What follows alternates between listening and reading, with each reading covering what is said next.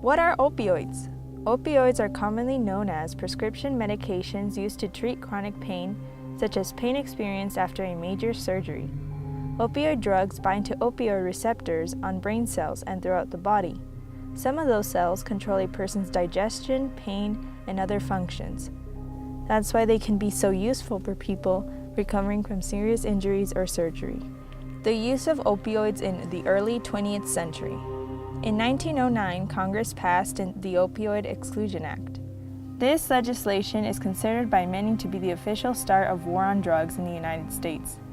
In a similar manner, the Harrison Narcotics Tax Act of 1914 placed a nominal tax on opiates and required physician and pharmacist registration for its distribution. In effect, this was a de facto prohibition of the drug.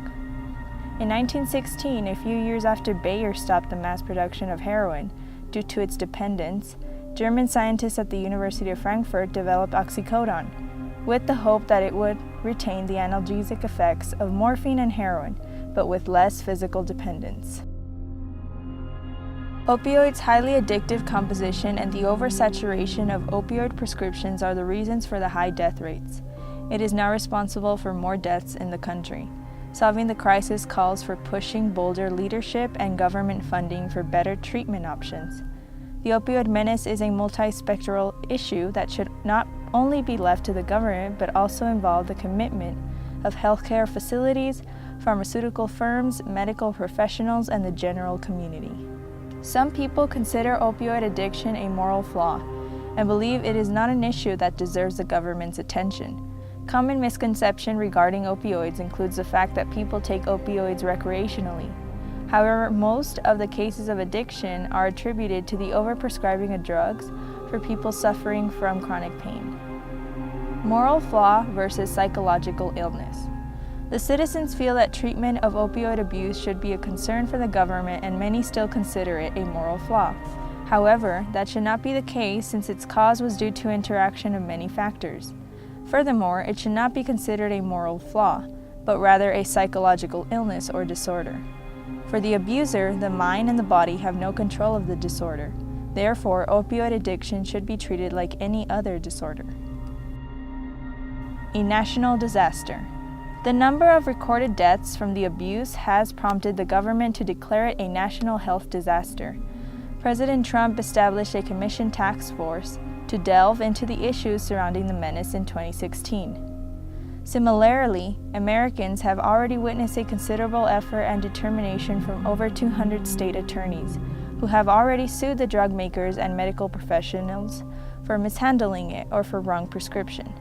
The intense efforts put forward by the government underscored the need to curb the epidemic that is costing lives to thousands of Americans annually.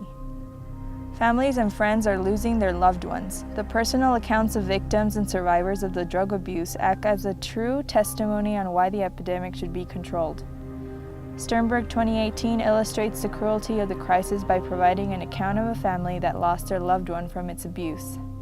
USA Today editorial page editor Bill Sternberg loses his son to opioid overdose. After a lengthy battle with opioid addiction, his son Scott suffered a fatal overdose. Opioid addiction has caused profound pain and disrupted families. It has killed many Americans that can only be equated to the NFL 72,000-seater stadium. The abuse may start as a mild problem, but the extent of the damage is worse than the public might perceive. The success of the war against opioid addiction depends heavily on the government's commitment to the course.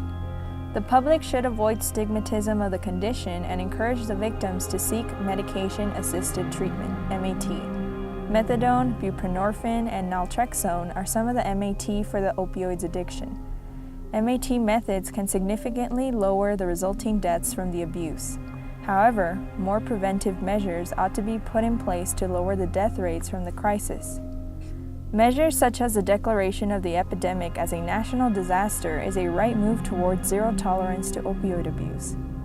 Statistical evidence indicates positive outcomes from the government-funded project of the issuing naloxone kits to the laypersons. The government has a fundamental role to play in not only introducing the best medication but also monitoring the prescriptions of the opioid drugs. Statistical evidence as presented reveals that most clinicians are overprescribing the drugs. The data from the Center for Disease Control and Prevention invokes a similar thought. For CDC, the wrong prescription is not at the center of the opioid crisis, but the high availability of the analgesics. The high presence and easy availability of opioid painkillers contribute to the high addiction rates, making the United States be a global leader in the opioid-related deaths. In conclusion, the number of deaths as a result of opioid addiction is alarming. The solution to the problem requires a multispectral contribution from the government, pharmaceutical companies, and medical professionals. Additionally, the government and pharmaceutical firms should dedicate more resources to funding research on non-addictive analgesics. A collaboration from these three stakeholders and the public will significantly lower the death rates from the addiction.